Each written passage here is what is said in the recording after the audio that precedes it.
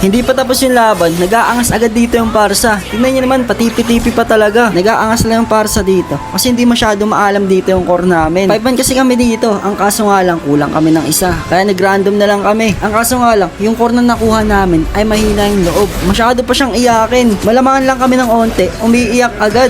Wala pang mid game at saka late game. Katali nga dito sa part na to guys, first turtle pa lang. Imbis na unahin niya kasi dito yung hero, ang inuna niya ay yung turtle. Sa turtle fight kasi guys, ang kailangan talaga unahin ay hero muna. Pag inuna kasi natin yung turtle, ay pipitasin lang tayo ng mga yan. Katulad nga sa mangyayari dito. Inuna niya yung turtle, kaya ang mangyayari ay mabibigyan siya. At kung ano-ano na nga sinabi niya dito.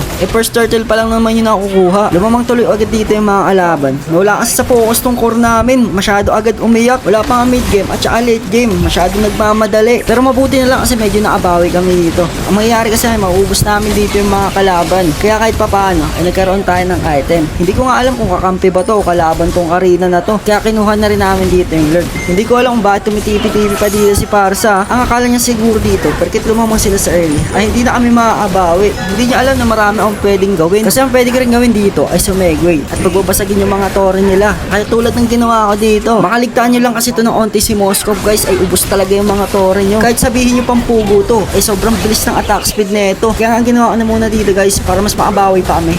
Focus na muna sa mga tore. Pagbasag ko dito sa mid lane, ay umakyat na agad ako dito sa top. Binutas ko na rin to agad para mabuo na natin dito yung Demon Hunter. At para mapalagan na natin tong mga to. Pero unti-unti na tayo dito nagkaka-item ha. Kasi kung mapapansin nyo, nararamdaman nila yung damage natin. Tingnan natin kung manalo pa dito yung Parsa kapag nagkaroon na tayo dito yung Demon Hunter. Hindi pa nga tapos yung laban, masyado na agad siya nagyayabang. Kasi kakakaya talaga natin bumawi dito eh. At ito na yung iniintay nating part. Patipi-tipi pa talaga siya dito. Ang hindi niya alam na meron na akong item. Kaya hindi na tayo matatakot dito sa mga to. Kaya susugurin na natin sila na susugurin. Tignan natin kung makabawi pa sila dito. Basta ganun lang ginagawa ko lagi guys. Pag lumala mo yung mga kalaban sa early, ang ginagawa ko sumisegway na muna. Lalo na pag hindi natin sila kaya. Kasi pag sinabayan natin agad yan, ang mangyayari ay mapipitas lang tayo ng mapipitas. Pag nagka-item na tayo, madali na lang pagpipitasan yung mga yan. Kaya nga ayun yung mangyari dito sa late game. Sinusugod ko lang dito ng sinusugod yung mga kalaban. Pero syempre, nag-iingat pa rin ako. Inaasim ko lang itong mga to kapag meron akong flicker para nakapag-out agad ako. Kaya nga hindi ako nagtakot dito sa mga kalaban namin kapag naka-ready tong flicker ko. Kahit umunahan pa ako dito. Ang kaso nga lang, dito sa part na to, matchambahan tayo ng Obsidia. Kaya ang mangyayari ay makakapitan niya tayo at di tayo makaka-out. Sayang kasi takas pa sana tayo dito kasi meron tayong flicker. Pero okay lang, pakabawian na lang natin itong mga to. Kaya pinitas lang namin dito si Pobius. Tatargetin ko nga sana dito yung Parsa. Kaso nga lang, inuna ng mga kampe ko. Kaya ang ginawa ko